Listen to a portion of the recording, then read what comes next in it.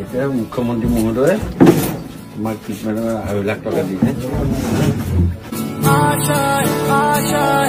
আজি আমাৰ 22 number ward Dibrugarh সমষ্টিৰ অন্তৰ্গত 22 নম্বৰ ৱাৰ্ডত ৰাজীৱ ভট্টাচাৰ্য নামৰ ছোৱালীগৰাকীৰ তেখেতৰ অসুস্থতাৰ কাৰণে তেখেতৰ ভকেল কৰ্ড আৰু কাণৰ প্ৰব্লেমৰ লগৰ কাৰণে এটা ডাঙৰ অপাৰেশ্যন দৰকাৰ আছে। সেইটো কাৰণে মাননীয় মুখ্যমন্ত্ৰী মহোদয়ৰ ওচৰত তেখেতসকলে আবেদন কৰিছিল আৰু যোৱাকালি মাননীয় মুখ্যমন্ত্ৰী মহোদয়ে তেখেতক ট্ৰিটমেণ্ট কৰিবৰ কাৰণে 2.5 লাখ টকাৰ এখন চেক প্ৰদান কৰিলে আৰু সেই চেকখন আজি মই নিজে ব্যক্তিগতভাৱে আহি তেখেতৰ ঘৰত আহি জমা দিলোহি।